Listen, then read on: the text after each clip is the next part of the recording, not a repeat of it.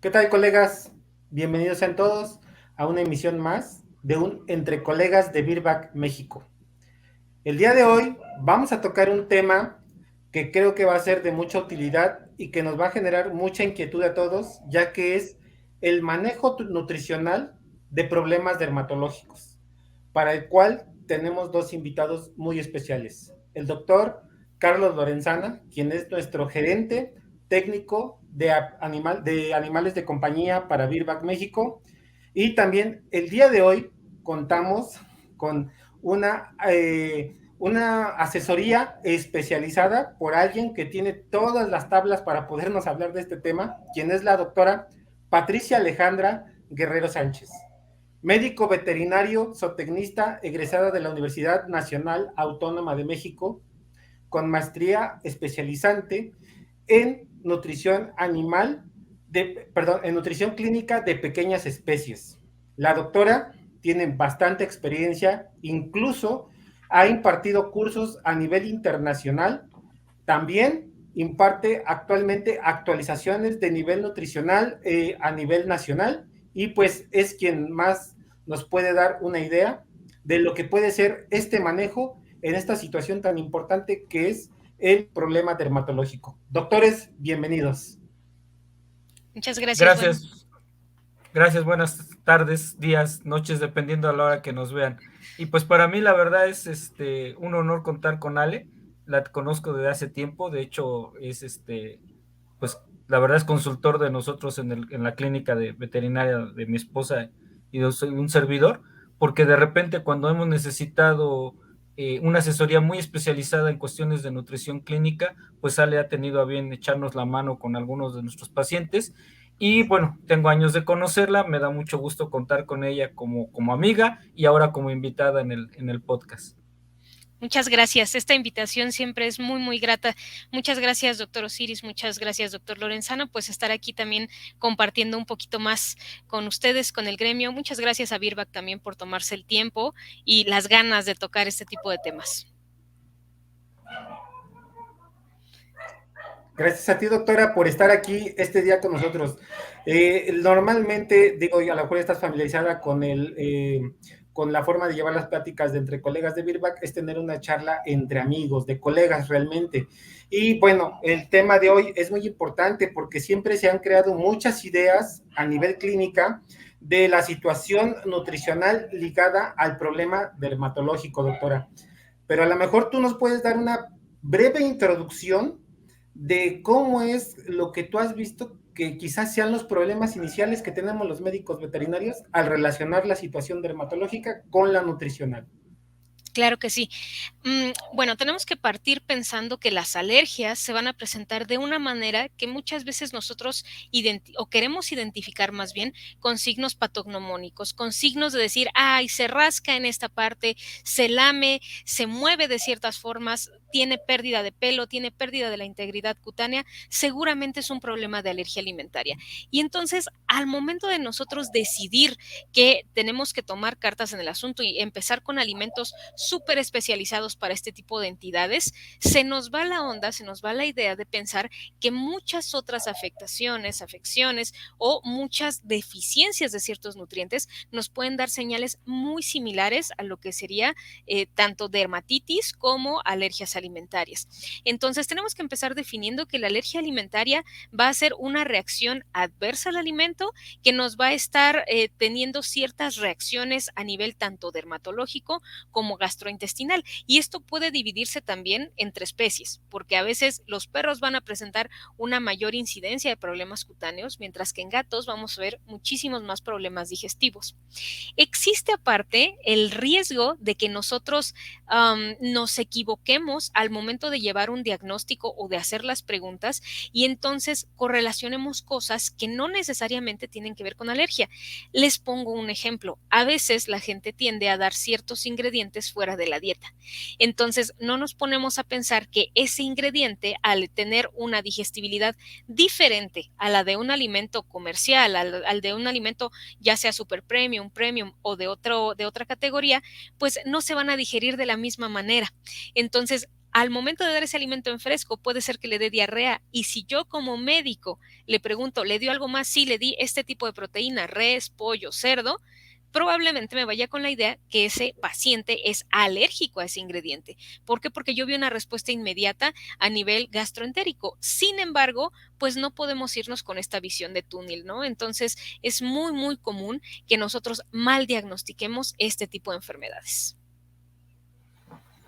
De hecho, la alergia alimentaria, pues sabemos que es parte del trabajo diagnóstico que se tiene que hacer para identificar un perro atópico. Tú tienes un paciente y primero pues tienes que descartar lo más común, que serían las sarnas, etcétera, etcétera, ver que el problema no esté complicado con una infección de carácter cutáneo, una pioderma o una dermatitis por malacesia. Y una vez que has descartado todas estas situaciones o todos estos probables padecimientos, te queda la opción de pensar en un proceso de carácter alérgico o en casos más graves incluso de carácter oncológico, como pudiera ser un linfoma cutáneo que puede repertir con procesos pruríticos en la piel. Pero bueno, como dice un médico internista al cual conozco, el doctor el doctor Eloy Arroyo, de acá de Guadalajara, que muchas veces hay que buscar, hay que ver los caballos y no estar buscando las cebras, ¿no? Entonces, normalmente nos vamos a encontrar un caballo, en este caso, pues un perro con analergia, ¿no? Y tienes que descartar 3 tipos de alergia: la alergia por picadura de insecto, la alergia alimentaria, y entonces descartadas estas, viene la alergia a un ambiental, que sería la dermatitis atópica. Y desde tu punto de vista, Ale, ¿cuáles son los elementos que debe de buscar un colega, un médico veterinario, para empezar a sospechar de una alergia alimentaria? ¿Y cuál es el trabajo diagnóstico que se debe de hacer? Aquí está súper padre porque es cuando empezamos a indagar, es cuando empezamos a buscar esa información que no nos están dando de manera directa. Y es aquí en donde una consulta, o bueno, donde nosotros explicamos que en la consulta nutricional prácticamente nos volvemos CSI, ¿no? Empezamos a decir, me voy a ir por este callejoncito, voy a preguntar este otro tipo de cosas para obtener toda la información que yo quiero obtener. Nosotros tenemos un lineamiento muy, muy bien establecido por parte de la BASABA. Tenemos un cuestionario en donde nos va a indicar simple y sencillamente la edad del perro, cuánto come, cuánto pesa, las kilocalorías al día, si se le ha cambiado el alimento. Pero a partir de ahí nosotros podemos modificarlo para poder obtener todos estos manejos que no se están haciendo bien en casa. Entonces, súper, súper importante. Si yo le pregunto a una persona que va con su mascota, oye, ¿qué más le das de comer? Inmediatamente se va a cerrar y va a decirme, nada, sus croquetas, ¿no? Y a veces ni siquiera come croquetas o no saben qué croquetas le están dando.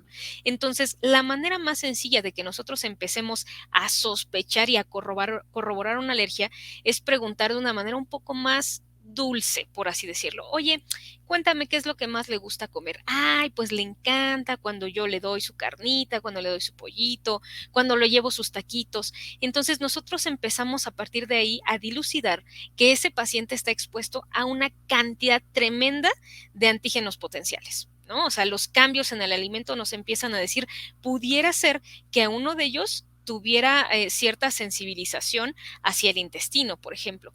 ¿Qué otra cosa? El área de rascado y la forma de rascarse. Esto fue algo que me pasó súper curioso, pero súper útil para posteriores diagnósticos. Tuve a un pacientito que le daban de comer extra dentro de su mismo alimento en forma de croquetas, un poco de mantequilla. ¿Por qué? Porque pues su tutora, su propietaria, se dedicaba a hacer toda esta parte de los pasteles.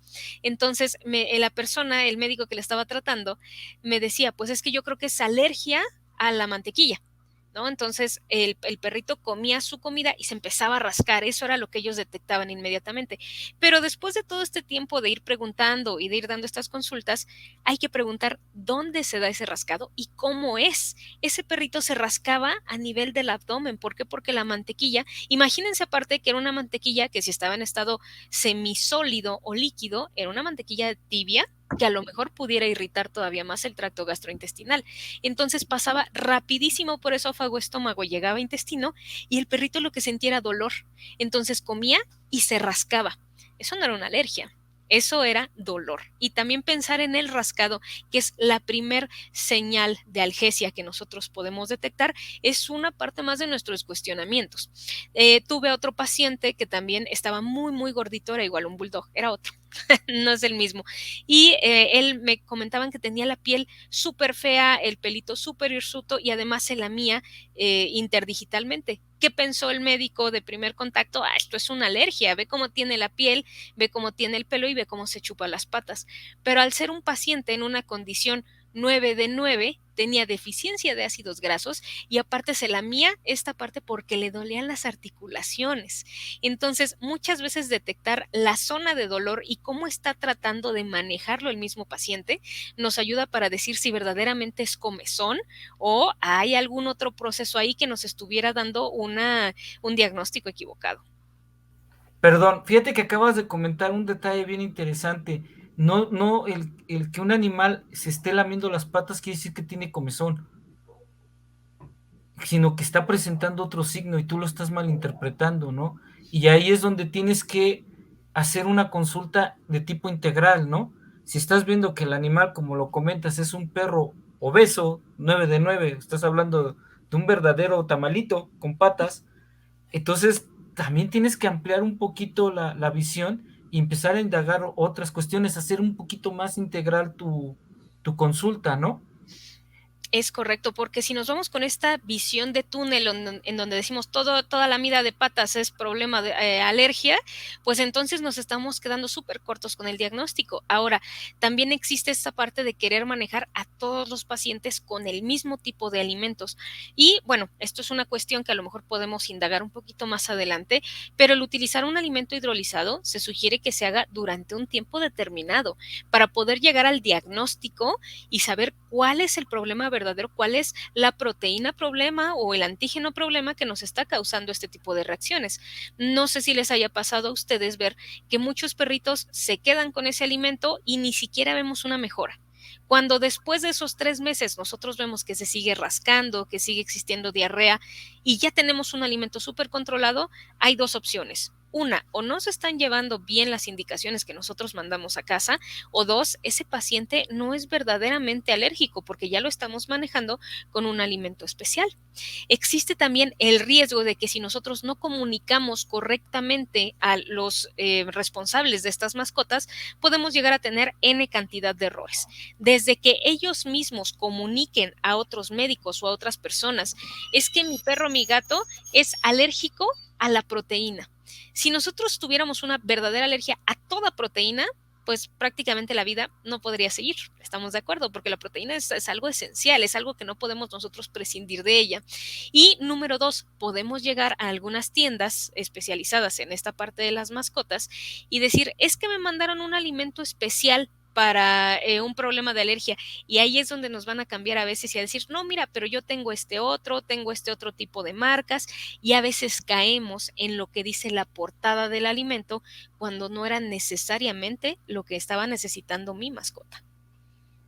Es muy cierto, doctora, porque generalmente nos hacemos la idea, digamos, el grosso de los médicos, a lo mejor los que ya tienen más experiencia como tú, ¿no?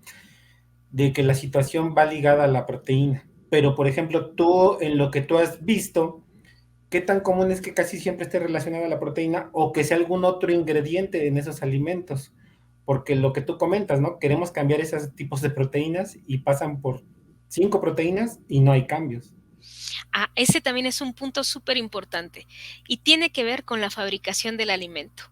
Aquí en México, cuando nosotros buscamos un alimento especial para un problema de alergia, nosotros recomendamos alimentos hidrolizados como primera línea de ataque. Los alimentos hidrolizados solamente están contenidos dentro de ciertas marcas del estrato super premium. ¿Por qué recomendamos este tipo de alimentos? Porque su fabricación, como están hechos para un paciente potencialmente alérgico a cierto tipo de proteínas, estamos hablando aquí solo de proteínas, se hacen en una línea de producción especial que está totalmente saneada para que no haya contaminación con otras proteínas. Pero, ¿qué sucede cuando yo llego a estas tiendas y entonces el encargado dice, ay, le mandaron un hidrolizado? Es igual a que le mandemos uno de otro tipo de proteínas y me recomienda alimentos a lo mejor de una gama intermedia donde dice, bueno, yo estoy hecho de salmón, yo estoy hecho de otro tipo de proteínas en portada, ¿no? Y así me lo reporta. Número uno, esos alimentos no están hechos bajo las mismas condiciones estrictas de que solo el alimento hidrolizado se hace en esa línea de producción. Por lo tanto, pueden contener trazas de otro tipo de proteínas que pudieran llegar a ser las que me estuvieran causando el problema. Otra cosa que nos vamos a encontrar y que a todos los que nos escuchan o nos ven, les recomiendo que hagan muchísimo énfasis al momento de leer una etiqueta. Yo al frente puedo ver que dice cordero, pero cuando volteo y veo la etiqueta dice sí, cordero, harina de cordero, carne de cordero, y más adelante dice y harina de pollo, y más adelante dice harina de res, y más adelante dice harina de pescado. La mayoría de los alimentos que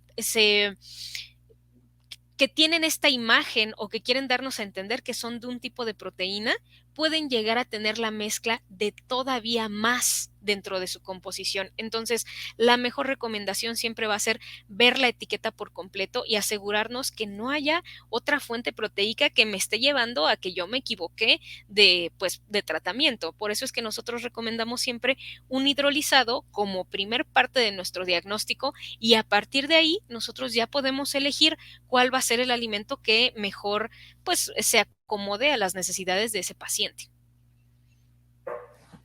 Eso es interesante. Esto nos empieza entonces a determinar que hay dos situaciones. O al perro le das un alimento hidrolizado o un alimento generalmente tipo casero con proteína Nobel, ¿no? Que sería un alimento, entendiendo como proteína Nobel, algo que nunca haya consumido el perro. Y esto se empieza a complicar porque hay ciertas marcas que ahora te expenden que supuestamente están hechas a base de búfalo, a base de avestruz, a base de pato, y el perro ya lo consumió, y entonces eso te va reduciendo las posibilidades de tener una verdadera proteína Nobel. Y yo recuerdo cuando tratamos este tema que no solamente es la proteína, sino también la fuente principal de carbohidratos, que tal vez era lo que se refería Osiris con su pregunta. También tienes que checar que la fuente de carbohidratos sea algo que el perro no haya consumido, precisamente para evitar que haya una posibilidad de que el animal esté presentando alergia a esa fuente de carbohidratos. Pudiera ser también uno de los factores. Ahora, tocaste, doctor, un punto súper importante, que es esto de una proteína Nobel en una dieta hecha en casa. Cuando nosotros pensamos que una dieta hecha en casa simple y sencillamente es mezclar los ingredientes y administrárselos sin conocer proporciones, cantidades, complementaciones, lo que puede llegar a pasar en caso de que no sea una alergia es que tenga deficiencias de algunas vitaminas o de algunos minerales que son súper importantes para la salud de piel y pelo. Entonces, también me ha tocado escuchar que es, no, pues dale una dieta y entonces decimos de manera aleatoria, ¿no? Cómprale conejo y camote.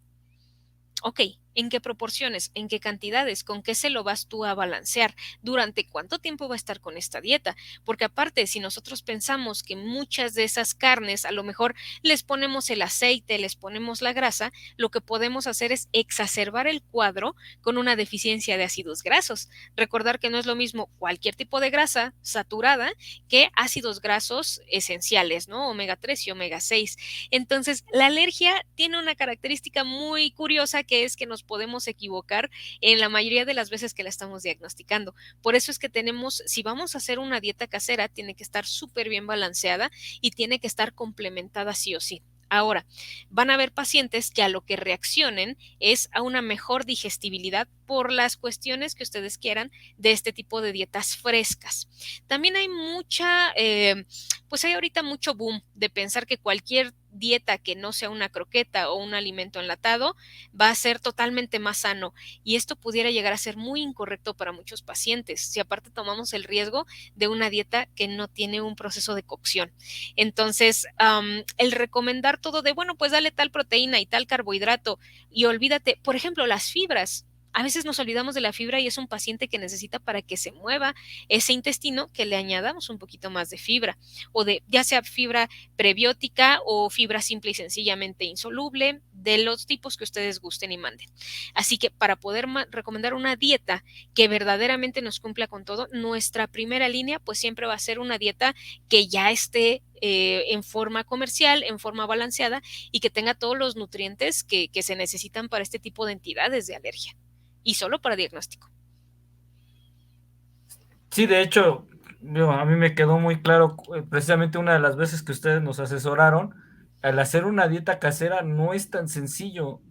Uno piensa que nada más es cocer arroz y cocer conejo y ya, sino además precisamente evitar los desbalances, ¿no? Yo me acuerdo mucho de esta situación y eso que no era una cuestión de carácter alérgico, sino era una cuestión de una deficiencia hepática con la dieta que ustedes nos ayudaron, de todo lo que se le tenía que preparar a la perra para evitar que el animalito cayera en una deficiencia y complicáramos el cuadro de la deficiencia hepática ahora por deficiencia en el alimento, ¿no? Eso que nos debe de quedar claro, ¿no? A veces somos, creo que muy simplistas en decir, es una dieta casera. No es tan fácil, hay que estar asesorados, hay que saberlo hacer, ¿no? Y un punto que tocaste en otra de tus intervenciones, mencionabas que hay que dar la dieta por un tiempo. ¿Cuál es el tiempo establecido como para poder hacer un buen diagnóstico a una alergia alimentaria?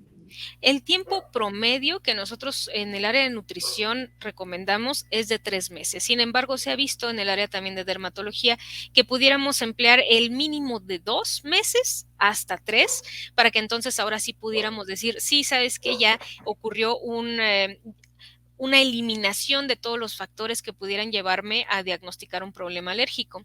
También uno de los problemas a los cuales nos enfrentamos aquí y que tienen que saber esto los tutores es que la proteína en el alimento es la que le otorga en mayor cantidad la palatabilidad a una croqueta. La grasa lo hace y eso es un factor muy importante, pero la proteína en sí es aquello por lo que el perro o el gato puede acercarse con un poco más de gusto o consumir con mejor ánimo un alimento. Si yo estoy dando un alimento que a lo mejor contiene muy poca proteína porque es hidrolizada y es más digestible, por lo tanto no tengo que usar tanta, lo que va a ocurrir es que ese paciente diga, ay, como que no me la quiero comer, y ahí es donde viene uno de los errores más comunes. Es que le puse pollito. ¿No? Es que le eché ahí su carnita, le eché caldito, no le eché el pollo, le eché nada más el caldo. Y hacer todo este tipo de manejos nos lleva a que el tratamiento no se lleve a cabo. Por eso les platicaba, es como de las enfermedades que más mal se pueden llevar a cabo si no explicamos desde A hasta Z cuáles son los manejos a casa. Son 3 meses en donde nosotros tenemos que confiar en que el responsable de esa mascota está haciendo todo al pie de la letra. Y esto significa también utilizar premios específicos para la enfermedad, no dar, evidentemente no dar ingredientes extra. Si quisiéramos subir un poquito de nivel la dificultad, pues si tenemos niños en casa, es que no les estén dando la probadita. También no sé si les ha pasado que nos dicen, es que nos gana porque pues el niño le deja caer ahí la galleta, le da una probada de esto, del otro, o si tenemos congéneres también en casa, ¿no? Es que a un perrito le sirvo de una cosa, él le roba, y esto nos lleva también a un diagnóstico accidental. Algunas veces el perrito consume alimento del hermanito y no le pasa nada. Verdaderamente nos estamos enfrentando a una alergia a ese alimento que nosotros creíamos que sí la tenía, pues prácticamente nos vamos a dar cuenta que no hay tanto problema hacia ese alimento.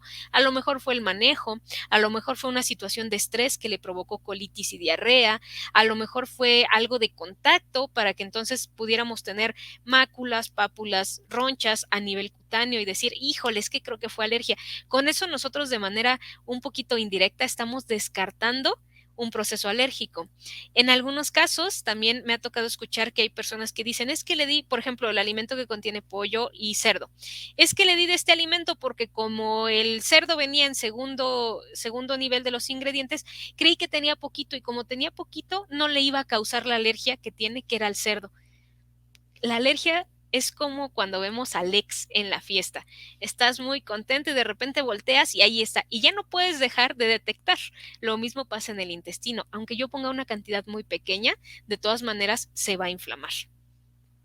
Excelente analogía, ¿no? Y algo que en alguna ocasión otra especialista en nutrición, la doctora Rocío Rivera, nos decía que se me quedó muy grabado.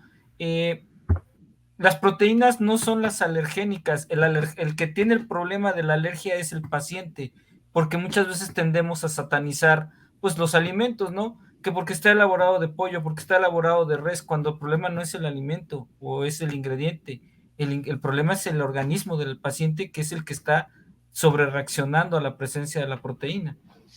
Exactamente, y dependiendo del país, vamos a tener inclusive distintos tipos de alergias o de pacientes alérgicos a un tipo de proteína. Aquí en México, si lo más común es que el alimento contenga pollo, pues a lo mejor de manera lógica vamos a tener más reacciones adversas al pollo cuando verdaderamente sea una alergia. Pero esto tiene que ver con cada paciente y una alergia puede desencadenarse en cualquier momento, en cualquier raza. En el caso de los perros es un poquito más común, digamos de los 6, 8 meses para arriba, es muy poco común que en cachorritos tengamos la presencia de estas. Me ha tocado ver a cachorros de 1 mes, 2 meses que me dicen es que ya es alérgico a las croquetas. Esto más bien obedece a problemas de disbiosis, problemas de manejo, contaminación, indiscreciones alimentarias, pero no necesariamente a la alergia. Entonces sí, el paciente es el que está reaccionando. Van a haber algunas razas que sí son más predispuestas. Sin embargo, esto no significa que si yo tengo esa raza, desde un inicio ya le tengo que manejar una dieta hidrolizada. Ese es un manejo con el cual tengo que decir yo no estoy muy de acuerdo, porque es como si yo dijera, híjole, este niño, sus papás eran muy enfermizos, de una vez le voy a empezar a dar antibióticos desde chiquito. Eso es hacer algo muy adelantado y puedo yo causar más problemas. Definitivamente es todo un reto esta parte, doctora. Y creo que debemos de ser muy metódicos en base a lo que tú nos estás platicando.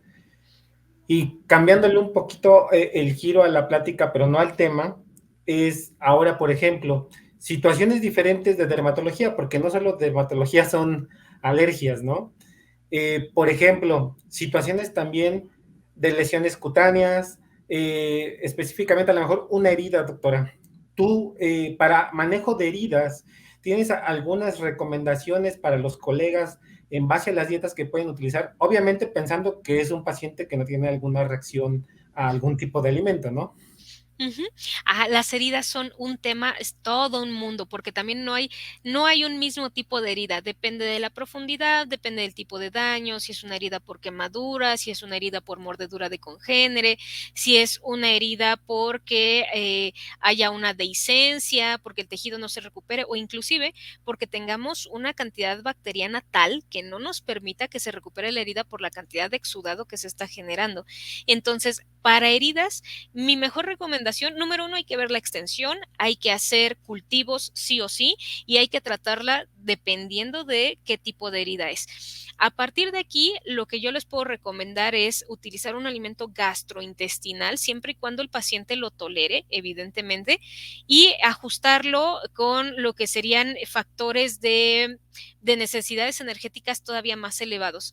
Si quisiéramos una fórmula y quisieran anotarla, yo lo que utilizo es una fórmula ajustada de lo que sería el RER y luego lo multiplicamos por su nivel de actividad, que bueno, va a variar si es un paciente que está en jaulita, si es un paciente que está en casa.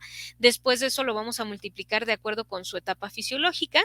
Si es un paciente adulto, pues la constante es 1. Si es un paciente en crecimiento o un paciente geronte, pues esto sí va a variar. Y el siguiente paso es multiplicarlo por una constante de daño. Si es un daño ligero, podemos multiplicar esa cantidad energética por 1.3. Si es un daño moderado, pudiéramos multiplicarlo por 1.5. Y si ya de plano estamos hablando de una septicemia, entonces ahora podemos llegar a multiplicar sus requerimientos energéticos hasta por 2. Hablando de esto, una vez que ya salimos de este cuadro agudo de la herida o de la lesión, entonces nosotros pudiéramos empezar a pensar en un alimento dermatológico para que haya una recuperación de la barrera cutánea. Pero recuerden que los alimentos dermatológicos son muy altos en ácidos grasos omega 3. Entonces, estos no se recomiendan cuando estamos bajo una recuperación de tejidos porque evitan la inflamación y yo necesito que haya inflamación para que se recupere todo eso. De tal manera que primero alimento gastroentérico y después alimento dermatológico, ya que estemos en la recta final de ese manejo. Y te pregunto esto, doctora, porque digo, ahorita ya me abriste también a mí el panorama, porque generalmente cuando hay una herida, una lesión, una abrasión, quemadura, etcétera, lo que tú comentabas, pensamos en el antiséptico, el antibiótico, el tipo de curaciones que vamos a hacer, pero muy pocos, creo, realmente se enfocan a qué tipo de nutrición va a requerir nuestro paciente, ¿no? Doctora, aprovechando también, ¿Habrá algún contacto para este tipo de fórmulas que nos estás compartiendo que puedan tener los colegas de aquí, de entre colegas de Virbac, donde te puedan quizá mandar algún correo, alguna pregunta y lo puedan Claro que poner sí. ahí? Claro que sí, si gustan, nosotros estamos en Facebook y en Instagram como nutrición.clínica.veterinaria. Con todo gusto, lo que necesiten, nos pueden mandar un mensajito ahí y podemos orientarlos en esta parte de cálculo de raciones, en el tipo de alimento, porque también, fíjate que hablando de esta parte de heridas, van a haber algunos pacientes que no tengan una muy buena cicatrización y tú pensarías, ay, a lo mejor le hace falta ácidos grasos, a lo mejor le hace falta un poco de proteína. Lo cierto es que cuando tenemos dietas excedentes en calcio, tampoco vamos a tener una correcta cicatrización porque hay más movimiento en ciertas áreas. Entonces, aquí tenemos que echarle una ojeada a cuáles son los alimentos que tenemos disponibles dentro del mercado que tengan una muy buena cantidad de proteína, de aminoácidos, evidentemente, pero que también no me excedan en niveles de calcio. Entonces, si tienen alguna duda o quieren mandar algún mensajito, por supuesto que ahí están nuestras redes. Esto que acabas de platicar del manejo de heridas, como le dice Osiris, a mí también me está abriendo el panorama. Nunca piensas en la nutrición y nunca piensas que el perro va a dejar de comer y nunca piensas que el perro por dolor se va a restringir incluso hasta de tomar agua. Incluso tú conoces que tenemos un producto que es el Nutribone. Deberíamos de estar considerando el Nutribone como esa parte inicial para poder traer al perro a un estado de bienestar y que comience la ingesta de productos nutricionales importantes, incluyendo la propia agua, ¿no? Y es algo que la verdad es que hasta ahorita que lo estás platicando, a mí me empieza a hacer sentido. Sí, el Nutribond es una cosa fabulosa. A mí me gusta mucho, mucho cómo es que se da la mejora con los pacientes que lo llegan a consumir. Fíjense, esto lo hemos utilizado en pacientes con problemas virales, en cachorros con problemas parasitarios, en adultos. Generalmente en el manejo de heridas también recomiendo esta parte del Nutribond junto con el NutriPlus Gel. ¿Por qué? Porque nos está ayudando a que haya, número uno, una motilidad. Que si ya no tiene motilidad, que si el intestino se queda con una parte de éstasis, o sea que ya no se mueve correctamente porque no tiene que mover, las bacterias van a proliferar. Y si proliferan las bacterias, imagínense a un paciente que está lidiando con problemas de heridas, más problemas dentro del organismo en donde hay un descontrol total con esta parte de las bacterias. Entonces, lo que sería la adición de glutamina y arginina, en algunos casos de taurina y de líquido, hace que ese intestino siga teniendo la contractividad adecuada. Por lo tanto, ya hablando más específicamente del manejo de heridas, si quisiéramos nosotros inclusive dividirlo por días, igual mi recomendación es el primer día nosotros utilizamos nutrición microenteral, glutamina, arginina y geles energéticos y aquí podemos administrar nosotros inclusive solamente un 25% de la energía que requiere ese paciente. Al día 2 nosotros ya podemos aumentar al 50% sus requerimientos. Al día 3 podemos utilizar ese 50% de sus requerimientos con una dieta blanda, que recordaremos, dieta blanda no es lo mismo que dieta húmeda. Dieta húmeda es en lata y puede ser para cualquier tipo de enfermedad o inclusive una dieta que encontramos en el supermercado.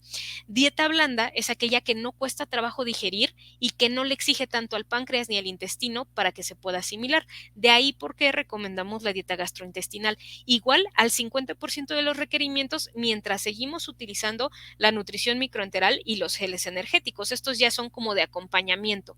Al día 4 nosotros subimos ya al 75% de sus requerimientos con la dieta blanda y al día 5 ya podemos administrar 100% de sus requerimientos energéticos para un paciente que está teniendo esta fase de recuperación con una dieta blanda hasta el día 15, que a lo mejor ya retiramos la glutamina, en donde ya vamos también a ver si seguimos con esta parte de los geles energéticos y lo único que estamos haciendo con esto es evitar un catabolismo tremendo endógeno para que el paciente no solo esté lidiando con la recuperación, sino que también estamos evitando que esté utilizando sus mismas reservas energéticas, que también hay que recordar, primero se utiliza el glucógeno, pero eso es cuestión de minutos, a horas, después se utiliza la grasa, que nos puede durar varios días, y finalmente la proteína.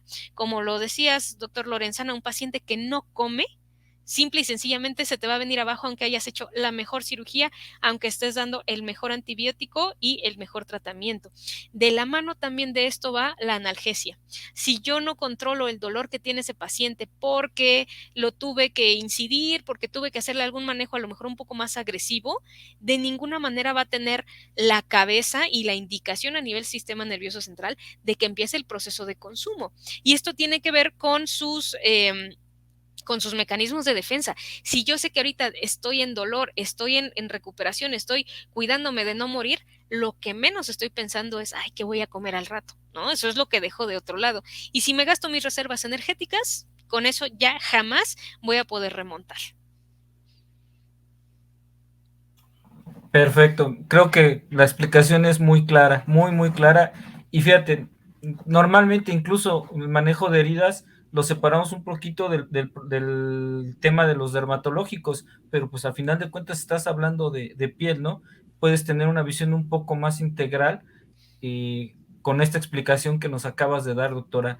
Y regresando un poquito al tema propiamente de la nutrición en piel, entonces nosotros podemos distinguir alimentos que van a ser útiles para el manejo de la alergia alimentaria y alimentos que van a ser útiles para el soporte nutricional de problemas dermatológicos.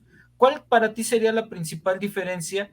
Y, por ejemplo, un alimento para soporte dermatológico me podría servir para recuperación de una sarna, recuperación de una demodicosis.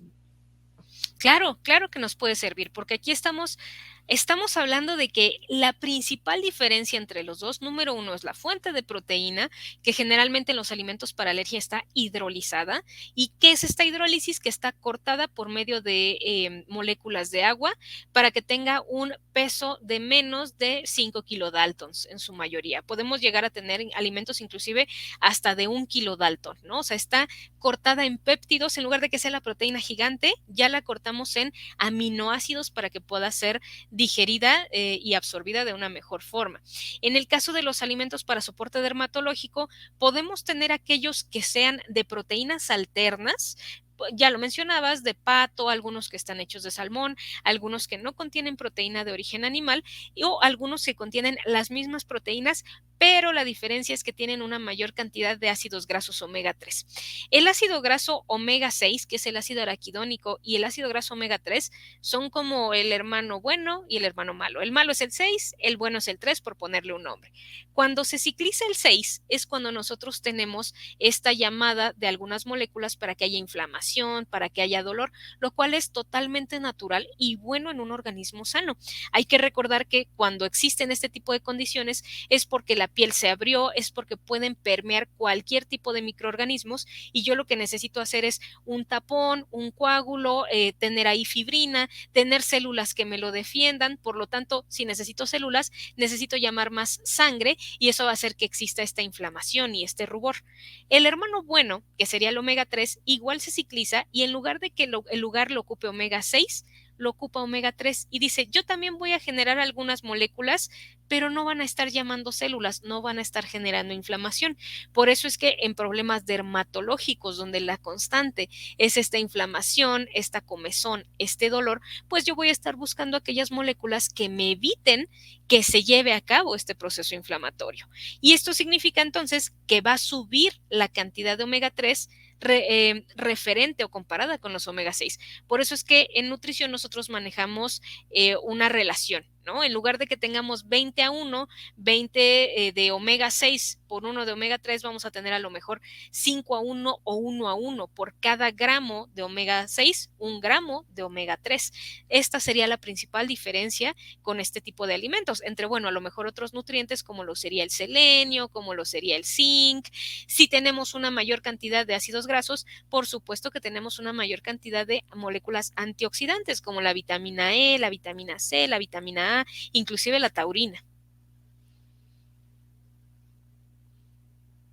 Perfecto. Entonces, bueno, ya explicaste la principal diferencia entre un alimento para alergia alimentaria y un alimento para soporte nutricional en problema dermatológico.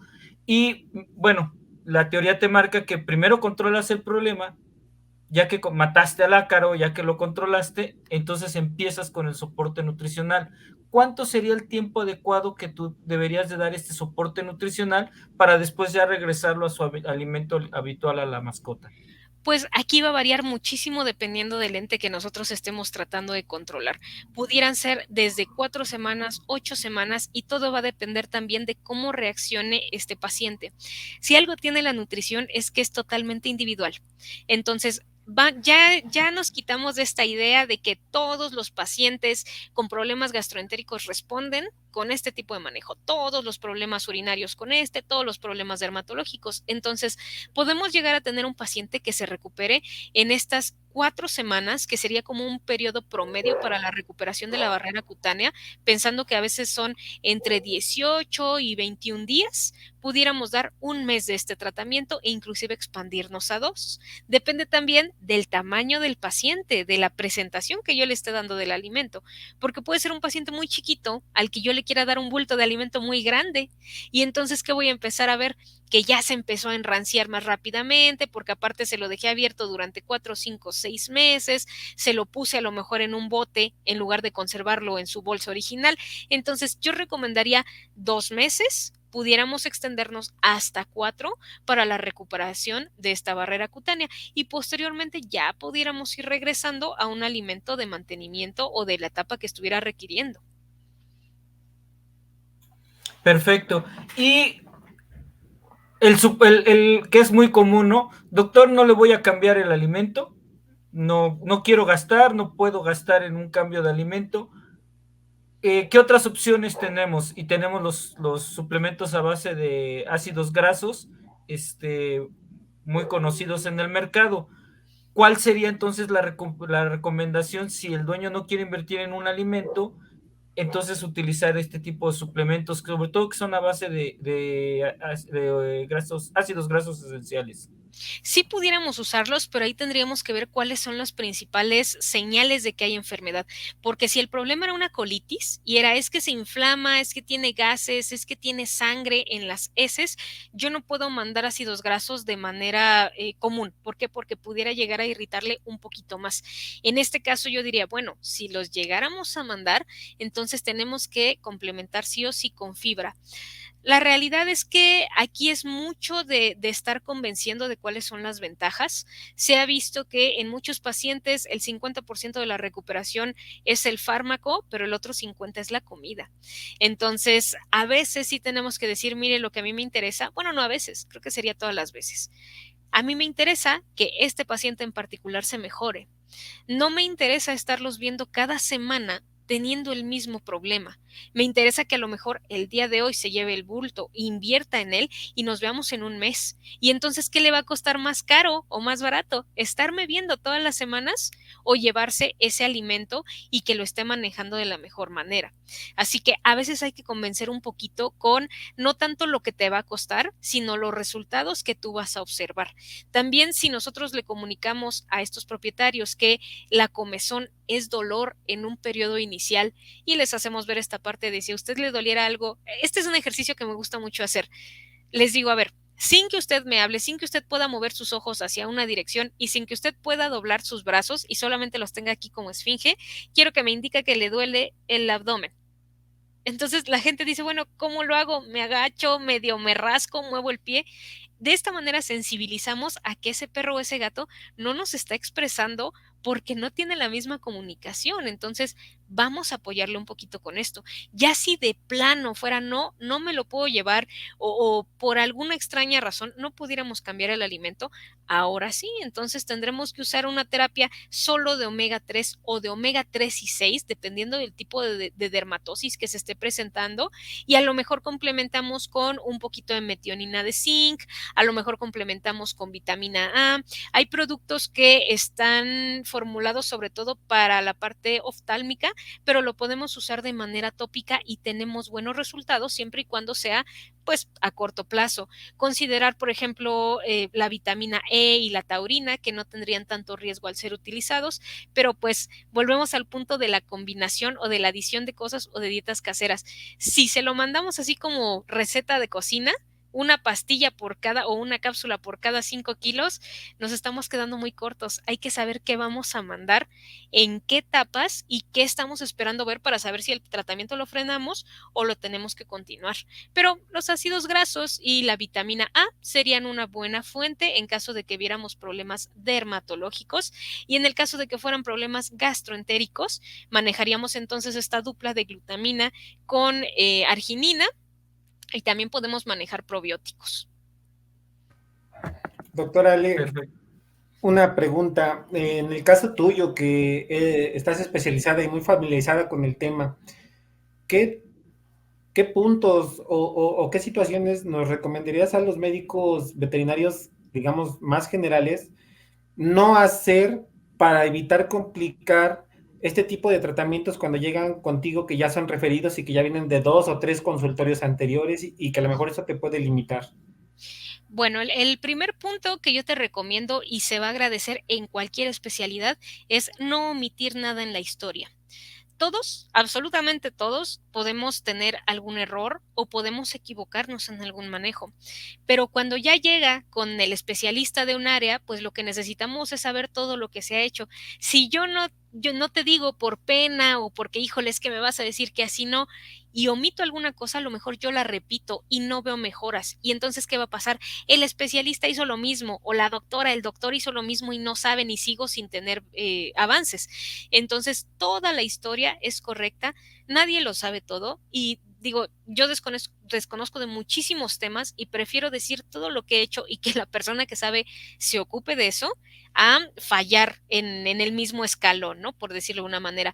Número 2, no es lo mismo la digestibilidad de un alimento cocido o de un alimento crudo a la digestibilidad de un alimento en forma de croqueta, aunque sea de una gama super premium. No es que uno sea mejor que otro, son diferentes digestibilidades. Uno puede tener más, otro puede tener menos, o el intestino puede tolerarlos de manera distinta. Entonces, si van a diagnosticar un problema de alergia, yo les recomendaría que no recomienden dar un alimento hidrolizado y que después den la proteína sola. O sea, ahora dale pollo hervido, porque aparte, dentro de esa parte del pollo hervido o de la res o del cerdo, lo que puede llegar a pasar es que se lo hagan con cebolla, se lo hagan con ajo, se lo hagan con sal, con pimienta. Actualmente, y ese es el tercer punto, hay mucha mala información en Internet y muchas opiniones. Todos podemos opinar de lo que queramos, pero que exista una realidad científica dentro de ese comentario ya a veces es un poquito dudoso. Entonces, si yo veo que la adición de, ay, es que dice ahí que la cúrcuma, es que dice que las microdosis de ajo, es que dice que si yo le pongo cilantro, todo ese tipo de cosas pueden llegar a irritar el intestino y provocarme una enfermedad todavía más marcada en esos pacientes. Entonces, a veces nosotros decimos, pues es hervido y ya, el pollo hervido, pero la persona no lo ve así. Entonces, el recomendar dar una dieta fresca, por así decirla, inmediatamente después del hidrolizado es un error. Otro error también es, tú estás dando un alimento hidrolizado y los cánones dicen que tú tienes que regresar a ver si fue el alimento anterior el que te causó el problema de alergia. Pero si yo estoy dando un alimento que es súper digestible, que el intestino nada más le hace y ya con eso tiene todos sus nutrientes, y le doy el alimento que a lo mejor era de una gama inferior y le da diarrea, ¿qué voy a decir? Ah, ahí está súper, ahí está mi diagnóstico si era el alimento, cuando yo no hice una transición súper lenta. Entonces, aquí es muy importante que si yo quiero regresar a ver el alimento, empecemos a poner no más del 10% en su ración que tiene ahorita de hidrolizado, y como lo decíamos con el ex, si ese era el problema, lo va a detectar inmediatamente. Si no, es que ahí no estaba la situación. Esos serían los puntos más importantes. Y el último que también no quiero dejar de lado, no nada más es carne y arroz, como decía el doctor Lorenzana, es una dieta balanceada si vamos a hacer una recomendación casera. No, nos queda bastante claro, ¿no? No, Siris, no sé si tengas alguna otra pregunta, algún otro comentario. Realmente no, creo que nos ha compartido la doctora Alejandra muy buenos tips, muy buenas ideas, inclusive su contacto, que creo que para muchos va a ser de mucha utilidad poderle dar un poquito de lata. Te agradecemos, doctora. Yo sí quisiera hacer un comentario Adelante. ya para finalizar, y tiene que ver con una experiencia y también con una pregunta que alguien me acaba de mandar al WhatsApp.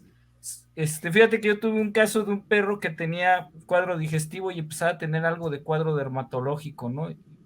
Buscamos, y como dices, hay que preguntar, y de repente el niño de la casa nos dijo la verdad, ¿no? Es que el perro come excremento de gato, obviamente con otras palabras, ¿no? Y empezamos a indagar, y resulta que el problema no estaba en lo que se comía de comida, ni el propio excremento de gato, eran los aditivos del arenero, de la caja de arena, ¿no? Lo que le estaba realmente ocasionando el problema. Y quitamos eso y resolvimos el problema. Pero aquí viene la pregunta que me están haciendo: ¿por qué al perro le es tan atractivo comer excremento de gato? No sé, que está totalmente fuera del tema, pero me acaba de llegar la pregunta y no quiero dejar de pasar la oportunidad que tenemos un especialista en nutrición, porque incluso me dicen que por qué los fármacos no los hacemos sabor caca de gato. Pues sería un nuevo sabor que pudieran ustedes anunciar, pero no creo que fuera Sí, tan atractivo comercialmente. Pues así la es. realidad lo comen porque los gatos, al ser carnívoros estrictos, necesitan una cantidad mucho más grande de proteína. Y así como consumen más proteína, eliminan más grupos nitrógeno dentro de las heces y dentro de su orina también, que al fin y al cabo se traducen que cuando el perro lo huele, huele a más proteína.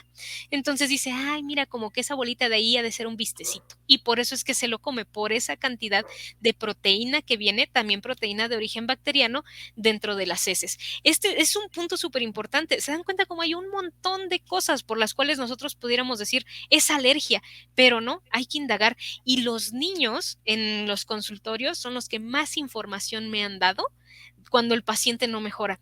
Tuve también un caso, digo, platicando ya también de casos, tuve uno donde el niño me decía, estábamos con el perrito es un beagle súper hiperactivo, y el niño comentó, ay, es que le encanta comerse los mamuts.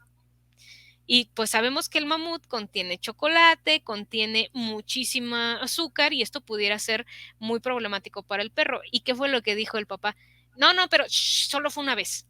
¿No? Y el niño se quedó con cara de, no, es que eso no fue una vez. Entonces, el obtener esa información, a eso me refiero con saber cómo llegar con las personas. Si pueden ustedes obtener a partir de un formulario, que es algo que también hacemos en nutrición clínica veterinaria, un formulario amigable en donde diga qué colaciones le gustan, cuénteme cuál es su fruta favorita. Nosotros ya estamos de alguna manera abriendo la oportunidad de que ellos nos platiquen qué más consume.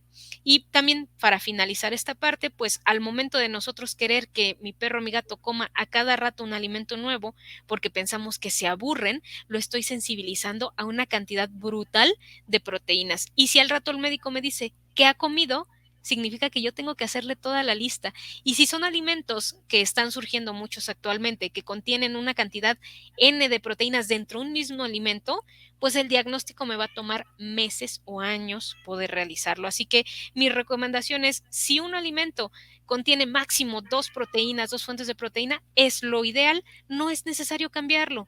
Si ese paciente se mantiene bien, qué mejor. Perfecto. Pues yo ya no tengo más preguntas, no sé si tú tengas alguna otra, Osiris. No, amigo, de verdad agradecido con la doctora. Me sumo al comentario de Osiris. Muchísimas gracias, doctora. La verdad es que hemos aprendido mucho esta tarde. Los consejos que nos has dado son, en mi caso, para aplicarlos de inmediato a la clínica, y no solamente en el campo de la dermatología, ¿no? Hablamos de manejo de heridas, y creo que eso fue algo muy valioso que nos enseñaste en este día, en esta tarde. Pues muchísimas gracias, Ale.